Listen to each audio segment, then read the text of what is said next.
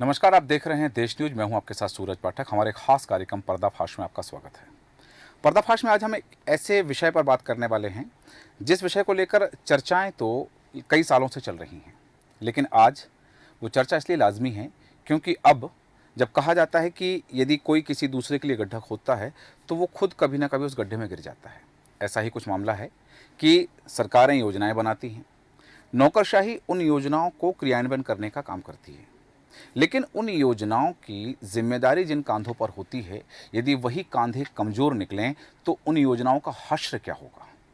सवाल ये भी है कि जनता का पैसा जो आप और हम कर के रूप में सरकार को देते हैं, सरकार उस पैसे को विकास कार्यों में लगाती है, कई तरह की योजनाएं बनाती है।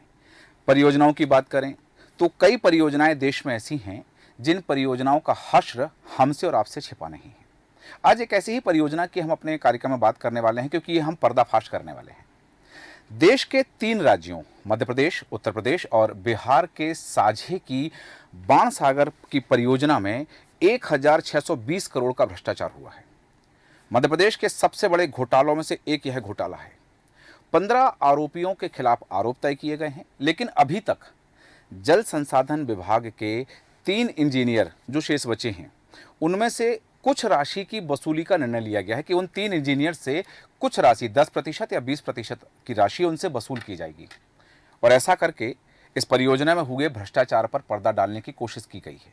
आपको बता दें कि बाणसागर परियोजना मध्य प्रदेश में गंगा बेसिन में स्थित सोन नदी पर बनी एक बहुउद्देशीय नदी घाटी परियोजना है। इस परियोजना की आधारशिला भारत के पूर्व प्रधानमंत्री मोरारजी देसाई ने रखी थी। बाणसागर बांध से मध्य प्रदेश, उत्तर प्रदेश और बिहार को जल बंटवारा होता है। यह बांध मध्य प्रदेश में 2490 वर्ग किलोमीटर, उत्तर प्रदेश में 1500 वर्ग किलोमीटर और बिहार में 940 वर्ग किलोमीटर के क्षेत्र में सिंचाई करता है। साथ ही यह मध्य प्रदेश में 425 मेगावाट की बिजली उत्पादन भी करता है। बाणसागर परियोजना के मुख्य बांध के डाउन स्ट्रीम में एनर्जी डेसिपेशन अरेंजमेंट के रोलर बकेट की क्षति होने पर इसे ठीक करने के लिए 2007 में टेंडर किए गए। तत्कालीन समय में टेंडर से अधिक 62.52% की दर आई और यह बढ़ी हुई दर आने से टेंडर निरस्त कर दिया गया। बाद में 2009 में टेंडर करने पर इसकी दर 49.45% आई, जो एक्स्ट्रा थी, और उससे ज़्यादा एसओआर आई। इसे मंजूरी देने से सरकार को 6,79,000 रुपये की क्षति हुई। इसके अलावा रोलर बकेट के नुकसान पर लसमस टेंडर पर अगस्त 2007 से 2012 तक एपॉक्सी ट्रीटमेंट कराया गया, जबकि एपॉक्सी ट्रीटमेंट के कार्यों की दर विभागीय रुपये 3,000 घनमीटर के स्थान पर 1,35,000 घनमीटर के हिसाब से कार्य कराया गया। अब आप अनुमान लगा सकते हैं कि जो काम 3,000 रुपये में होना था वो 1,35,000 रुपये की दर से कराया गया। इससे अधिक दर का प्राक्कलन तैयार किया गया।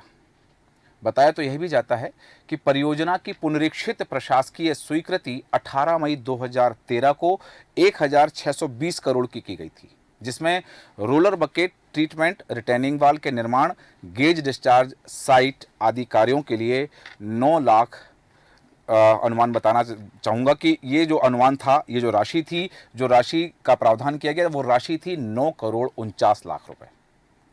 इतनी राशि का प्रावधान किया, लेकिन इंजीनियरों ने सिर्फ अपॉक्सी ट्रीटमेंट पर 11 करोड़ की निविदा स्वीकृत करते हुए 11,36,00,000 रुपए खर्च कर दिए और स्वीकृति से राशि से अधिक पैसा खर्च करने की प्रशासकीय स्वीकृति सरकार से नहीं ली गई थी।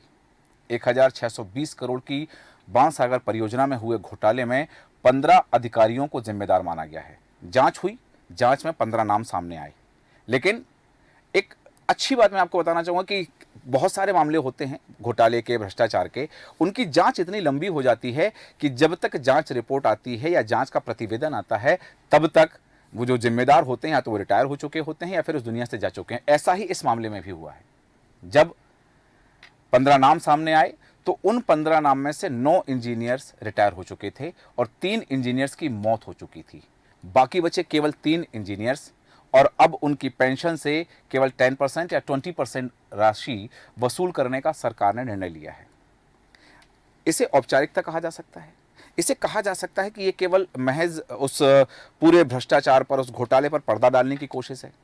1620 करोड़ का घोटाला, यदि एक इंजीनियर से 10% या 3 इंजीनियर से 10% राशि ली जाती है तो कितनी राशि वसूल की जाएगी? क्या सरकार का जो खामियाजा है वो पूरा हो जाएगा? वैसे आपको बता दें कि रिटायर अधिकारियों को भी 4 साल से अधिक समय होने की वजह से उन्हें छोड़ दिया गया, उनसे रिकवरी नहीं की जा सकती है, जो प्रावधान है। जबकि इस घोटाले में सरकार को 11 करोड़ 36 लाख रुपए की चपत लगी है। बांधसागर परियोजना के मुख्य बांध में डाउन स्ट्रीम में एनर्जी डिसिपेशन अरेंजमेंट के रोलर बकेट की क्षति होने पर इसे ठीक कराने के लिए 2007 में टेंडर किए गए थे। उस समय टेंडर से अधिक 62.52% राशि आई थी। वह दर आने से टेंडर निरस्त कर दिया गया। बाद में 2009 में टेंडर करने पर उसकी दर 49.45% अधिक एसओआर दर आई। इसे मंजूरी दी गई और सरकार को 6,89,000 रुपए की क्षति हुई। इसके अलावा रोलर बकेट के नुकसान पर जैसा कि बताया गया कि लपसम टेंडर अगस्त 2007 से 2012 तक एपॉक्सी ट्रीटमेंट कराया गया, जबकि एपॉक्सी ट्रीटमेंट के कार्यों की विभागीय दर जैसा कि बताया कि 3,000 घन मीटर के स्थान पर 1,35,000 रुपये घन मीटर के हिसाब से कराया गया और इससे ज़्यादा दर का प्राक्कलन किया गया। ये सब कुछ होता रहा, जिम्मेदार अपनी आंखों पर पट्टी बांधे रहे और बात जब हुई कि कहते हैं कि बात जब दूर तक निकल गई तब इस पर जांच की बात हो गई। सरकार को 11 करोड़ 36 लाख रुपए की चपत लगी और जो एक्स्ट्रा राशि थी उस राशि की सरकार से अनुमति नहीं ली गई। इसके चलते इन कार्यों में भ्रष्टाचार पाए जाने पर तत्कालीन मुख्य अभियंता एमपी चतुर्वेदी, अधीक्षण यंत्री एपी सिंह, एसबीएस परिहार, कार्यपालन यंत्री डीएल वर्मा, लेखाधिकारी जेपी वर्मा, अधीक्षक आरपी दुबे, सहायक वर्ग 1 महेश शर्मा के अलावा तत्कालीन सीई केदारनाथ अग्रवाल, प्रमुख अभियंता केसी प्रजापति, सीई एचके मारू, वीके त्रिपाठी और अधीक्षण यंत्री एमपी मिश्रा, उपयंत्री एससी जैन और इसके साथ ही एसके गौतम को प्रथम दृष्टया दोषी ठहराया गया। ये वो 15 नाम हैं जिनमें से 3 लोग अब इस दुनिया में नहीं हैं, 9 लोग रिटायर हो चुके हैं, बाकी 3 लोग पेंशन पा रहे हैं। यदि हम बात करें विभाग की कि जल संसाधन विभाग की रिपोर्ट आई और उस रिपोर्ट के अनुसार इन 15 अधिकारियों में से तत्कालीन ईएनसी केसी प्रजापति और कार्यपालन यंत्री रहे एपी सिंह और लेखाधिकारी जेपी वर्मा का निधन हो चुका है और इस वजह से इनके खिलाफ कोई कार्रवाई नहीं की गई।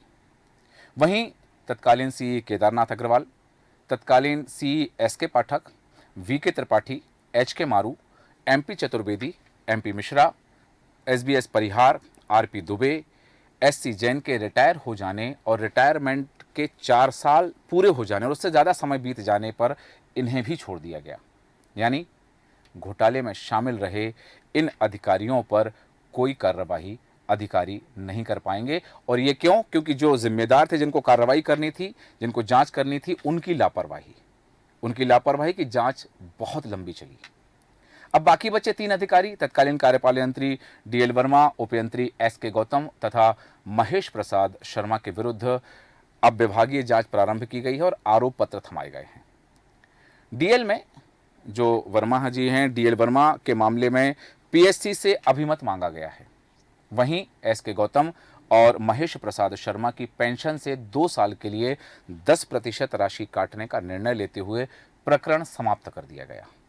1,600 करोड़ का घोटाला, 1620 करोड़ का भ्रष्टाचार, सरकार को 11 करोड़ की चपत लगी और 1 से अनुमति मांगी गई, 2 से उनकी पेंशन से 10% राशि लेने का निर्णय लिया गया है और अपने कर्तव्य की इति कर दी गई है। ये जांच है या जांच का अभिनय है, ये मुद्दा है और बात इसलिए लाजमी है क्योंकि इस आशय का जो आदेश है विभाग ने 13 मार्च 2024 को जारी कर दिया है, लेकिन 10% राशि लेने से क्या सरकार की क्षतिपूर्ति हो जाएगी? सवाल यह है कि भ्रष्टाचार हुआ ही क्यों? जितनी राशि का टेंडर था उससे ज़्यादा राशि का कार्य कराया गया तो उसके लिए सरकार से अनुमति लेनी चाहिए थी। और ये जो अधिकारी थे जिन्होंने ज़्यादा का कार्य करा लिया, ये नए नहीं थे। जब सिलेक्शन होता है तो इनकी योग्यता देखी जाती है। अब सबसे बड़ी बात यह है कि इनकी योग्यता कार्य के लिए देखी गई या इनकी योग्यता भ्रष्टाचार के लिए देखी गई। सवाल बहुत सारे खड़े होते हैं। लेकिन 3 राज्यों को जल का बंटवारा करने वाली बाणसागर परियोजना भ्रष्टाचार की भेंट चढ़ गई और भ्रष्टाचार के आरोप 15 अधिकारियों पर, वो जिनके कांधों पर जिम्मेदारी थी। जैसा कि मैंने अपने वक्तव्य के प्रारंभ में कहा कि सरकार योजनाएं बनाती है, लेकिन उनका क्रियान्वयन नौकरशाही करती है, ब्यूरोक्रेट्स के ऊपर जिम्मेदारी होती है। लेकिन वो जो योजना से सीधे जुड़े होते हैं, वो जिन्हें योजना को इम्प्लीमेंट करना है, क्या वो अपनी जिम्मेदारी अच्छे से निभाते हैं? ये महज एक उदाहरण है। देश न्यूज ने आपको खुलासा किया है, पर्दाफाश किया है कि बाणसागर योजना में कितने का घोटाला हुआ है, कौन कौन जिम्मेदार हैं। लेकिन ये सिर्फ एक योजना नहीं है, ऐसी कितनी योजनाएं, परियोजनाएं चलती हैं जो भ्रष्टाचार की भेंट चढ़ जाती हैं। कहा तो यह भी जाता है कि जल संसाधन विभाग भ्रष्टाचार का अड्डा है। ये हम नहीं कहते, तथाकथित जब कभी चर्चा होती है, कई खबरें ऐसी आती हैं तो उन खबरों से निकल करके ये शब्द आते हैं। लेकिन जिम्मेदार यदि अपनी जिम्मेदारी बेहतर तरीके से निभाएंगे तो जनता के पैसे का दुरुपयोग नहीं होगा। जनता की गाढ़ी कमाई जो सरकार को टैक्स के रूप में जाती है, सरकार के पैसे का बंदरबाट नहीं होगी।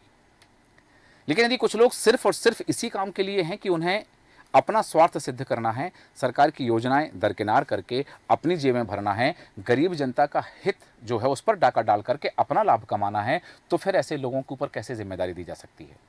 ये सवाल आपसे है, ये सवाल सिस्टम से है, ये सवाल सरकार से है, ये सवाल उन जिम्मेदारों से हैं जिनके कांधों पर जिम्मेदारी है सरकार के पैसे का सदुपयोग करके जनता को लाभ पहुंचाना।